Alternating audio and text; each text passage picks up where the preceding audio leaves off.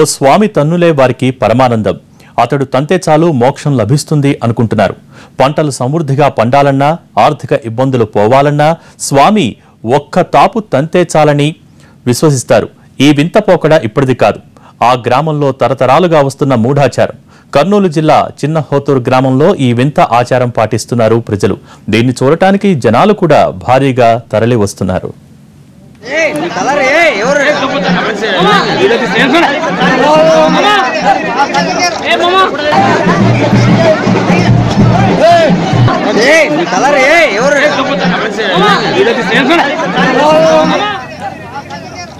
ఓ స్వామి తన్నులే వారికి పరమానందం.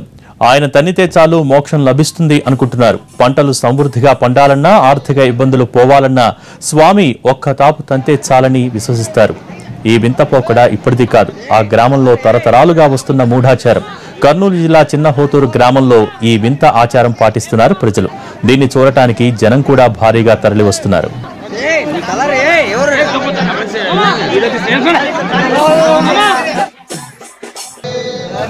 తన్నులు తన్నించుకోవటం ఆ గ్రామస్తులకు అలవాటైపోయింది. స్వామి తన్ను తమ తలరాతను మార్చేస్తుంది అన్నది వారి గుడ్డి నమ్మకం. అయితే దీని వెనుక ఓ పెద్ద కథ ఉందని అంటున్నారు స్థానికులు.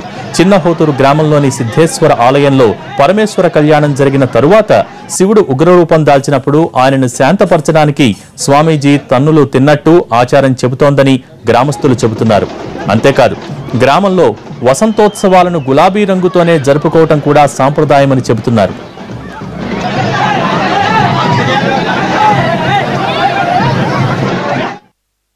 శ్రీ సిద్ధరామేశ్వర స్వామి రథోత్సవం కార్యక్రమం అనాదిగా జరుగుతున్న కార్యక్రమం ఇది. ఈరోజు పార్వతీ పరమేశ్వర కళ్యాణము మరియు స్వామిచే కుడాలు, తన్నులాట మరియు నందికోలు సేవలు జరుగును. ఈ స్వామిగారిచే తంతే గ్రామానికి, మనిషికి అందరికీ శుభం జరుగునని ఒక అనాదిగా వస్తున్న ఆచారం. జరుగుతుండే వసంతోత్సవ కార్యక్రమంలో ఇప్పుడు విశేషంగా ఏమంటే వీరభద్రస్వామి రూపంలో ఒక పూజారి గారు వచ్చి ప్రతి ఒక్కరిని భక్తాదుల్ని తన్నడంతో ఈ విశేష కార్యక్రమం ఇది. ఈ కార్యక్రమానికి వచ్చిన భక్తాదులందరికీ మంచిది జరుగుతుందని ఒక కల్పన.